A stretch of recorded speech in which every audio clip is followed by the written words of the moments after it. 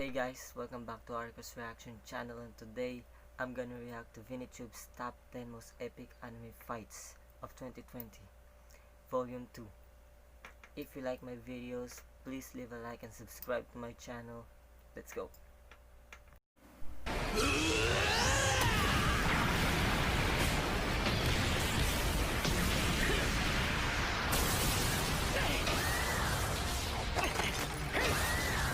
Coming into this video, I noticed that you've been particularly interested in the list of 2020 fights. So to give you a perfect gift, I decided that I'll be doing a second part of it. Why? Well, because believe it or not, the year 2020 still has a lot of awesome anime fights that I didn't feature in the first list. Keep in mind, I didn't include any fights which I mentioned in the Fall Fights video which I published recently. So make sure to check that video out if you haven't done so already. Now, I won't keep you waiting, and for this list, I'll be going through another series of 10 fights that you might want to look out for. It goes without saying that just like the first video, this video will contain spoilers. I'll try to keep them down as much as I can though, so that you can watch the video and go and enjoy the featured anime in full.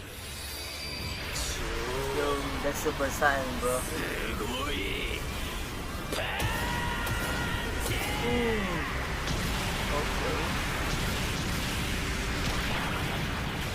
Now, this feels like a new thing, a railgun fight that has Misaka playing the antagonist role. Against her is the unlikely pairing of Thorma and Gunnar. To think of it, the level 0 and the level 5 make an excellent complementary team. Thorma takes care of the magical stuff, while Gunnar just smacks the physical attacks around. Still, a dream team-up like that finds itself in a tough pickle against Misaka, who continues on with her Aizen-like state of constantly evolving mid-fight. This fight got us some cool moments, like Thorma unleashing those dragons that look out of place and so fitting in the Dowaru-verse at the same time. You know, Misaka doesn't get enough credit, but I think that this fight shows just how strong she really can be in the grand scale of things. Maybe because we just know Misaka for doing electromagnetic stuff and shooting a laser beam from her finger, which looks underwhelming in a world where the strongest people have reality-warping powers. But when you look at this fight, it pretty much took the mainline series main character and 2 level 5s to bring her back to normal. Not beat her, mind you, just bring her back to normal.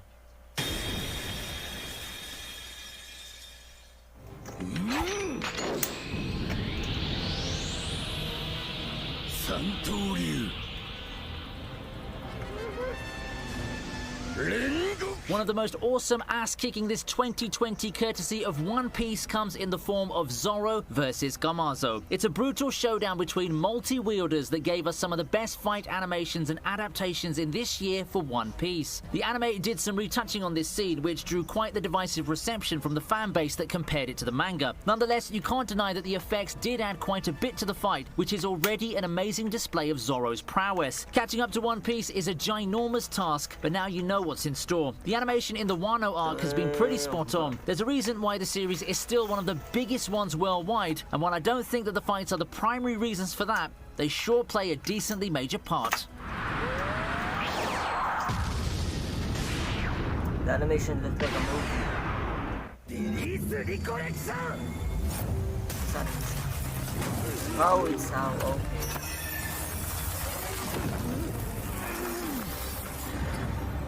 SAO's final Alicization season had its moments with its fights, and while I enjoyed a lot of them, I think that it would be a shame not to include the finale on a top 10 list. On the first list, I gave the nod to the Berkoli fight for the sheer awesomeness of the cool uncle mentor character being badass and its breathtaking animation. However, on a personal basis, this is the fight that I go back to once in a while to rewatch. Kirito versus Subtilizer is probably one of the best finales a fan of the series can ask for. We get to see Kirito firing off the culmination of all his experiences and skills obtained in Underworld, as well as updated callbacks to when the series was the hottest thing in town, like the Starburst dream while in his signature old attire. And don't tell me you don't get a little bit emotional when Kirito took the thoughts and prayers of every single living being in Underworld in the form of stars to unleash his final attack. I think the one thing that seriously holds this fight back is the lack of a connection between the two combatants. They're just fighting each other for the sake of protecting or destroying this world, and it would have been better if Subtilizer was someone Kirito had a personal stake with.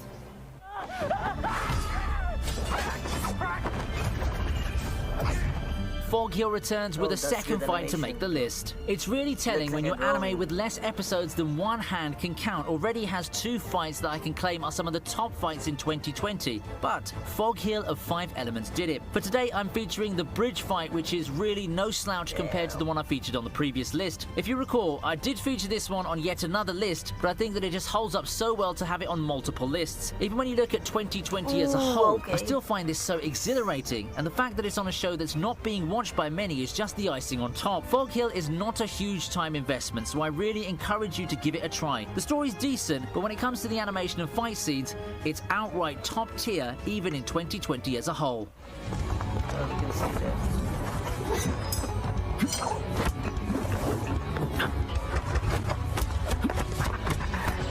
If you want me to name a hidden gem this year with respect to the anime's overall popularity and the quality of fight scenes, then Hitori no Shita would find its way to the top of the list. Wait, It's a so serious it's on the list contender for again? topping that list outright. If you don't believe me, let the clip do the talking for me then. To the animator's credit, the research really shows. I honestly believe it's one of the strongest points of the series. The guys doing the animating really know their stuff. In Hitori no Shita, you can really feel a sense of realism in its combat scenes. Just watch and tell me if you agree with what I see. You can really feel the impact of each blow here. If you consider yourself a martial arts aficionado, you might want to try Hitori no Shita out. However, I'd The recommend not choreography watching in this this just for anime the is so fights and smooth. starting all the way back at its first amazing, season.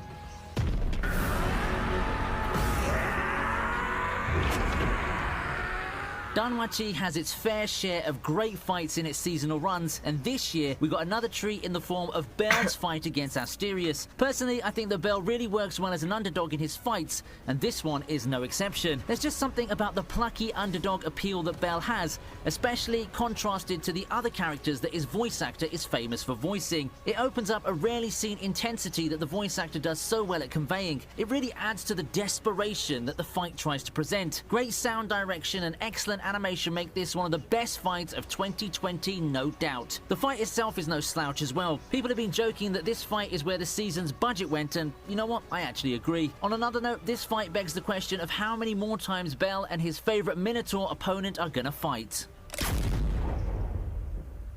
Ooh, that's gotta hurt. 好きやつってこれや。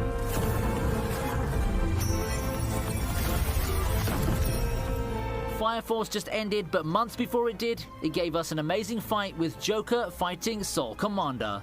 Would it be a pun to say that this season of Fire Force has been lit? I've always liked the series, and it didn't disappoint with the overall improved quality that this season has compared to the first one. Well, I guess that's debatable. I personally like the developments more in the first part, but the second part gets it right with the fights. Now, enough of that, and I'll let you enjoy the actual battle between Joker and Soul Commander. This is a particularly good one for me because Joker's one of my favorite characters in the show, and seeing him in action is always a pleasing sight to behold. It also helps that the fight is full of moments that will have you jumping out of your seats, or at least widening your eyes, just saying, wow. Joker's voice actor also nailed it in this scene. Joker may or may not be your favorite anti-hero, but his presence in Fire Force is a much appreciated one.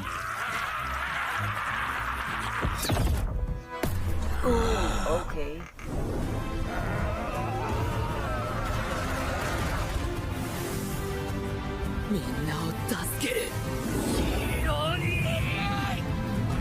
'20's My Hero Academia has had some great fights. After featuring Endeavor's fight, it's time to look at Deku versus Overhaul. Overhaul's one tough cookie, and given how overpowered his abilities are, wondering how he would be defeated is one of the things that kept me watching the latest season of My Hero Academia. For one, I knew that it had to be Deku to beat him as per shonen anime standards, but given how Deku's attacks play into the villain's speciality, I was really curious as to how Overhaul would be beaten. Turns out the old adage is true. If you don't beat someone the first time around, you're just not using enough firepower. Thankfully, Deku got his from Ares' quirk that allowed him to unleash One for All at its full 100%, finally breaking through Overhaul's regenerative capabilities, new form or not. Overcoming Overhaul's recovery cooldown with the rate of his attacks, Deku was able to put down the villain for good by just hitting fast and hard. It may sound simple on paper, but wait till you see the scene. I just had goosebumps looking at how the fight finished in the anime, and it's still a fight that I get back to every now and I then. still think that that guy should have won.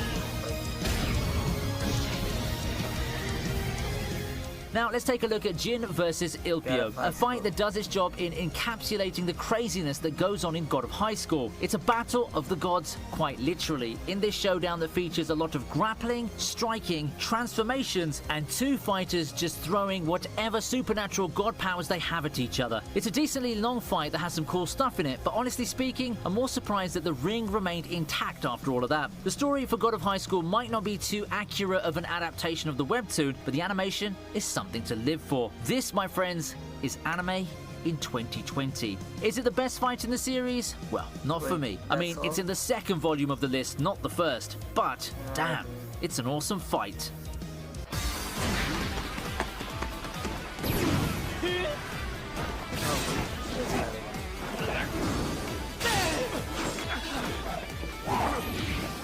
The biggest upstart in the shonen scene deserves a featured fight on the list. While people have been raving over the Gojo fight for an extended period of time, I think that the fight against Mahito doesn't get enough credit. It didn't blow the internet up like Gojo's fight did, but I would say that this fight can go toe-to-toe with that one, and as a finale to the first part of Jujutsu Kaisen, I think he did a damn good job. The previous fight shows us the first major display of Nanami's abilities when he takes on Mahito in a chaotic fight that gets interrupted. He does get to show off his time-based abilities, and you've got to wonder what can top that. Well, it turns out it's having the main character join the fray in a fight that Mahito still looks to be in control of, despite the numbers disadvantage. Throwing some god-tier animation and very creative powers, and it comes as no surprise how Jujutsu Kaisen has quickly risen to the top of the shonen anime rankings. It's an amazing finish too, with Yuji powering his way into domain expansion, saving his mentor, and finishing the battle with a decisive victory. Dude, the animation is so good, bro. It reminds me that Mob, that anime Mob. With that, we end this list. Feel free to comment on any other fights you think deserve to be on this list. Anyway, if guys, you enjoyed content like this, then please ViniTube's like and top subscribe. 10 You can most also check epic out my other anime channel fights and of subscribe to that 2020. one if you enjoy video Volume 2. essays. I'm looking forward to seeing you again in the Please next subscribe one, to my and I'll see you channel next and time like the on video. ViniTube.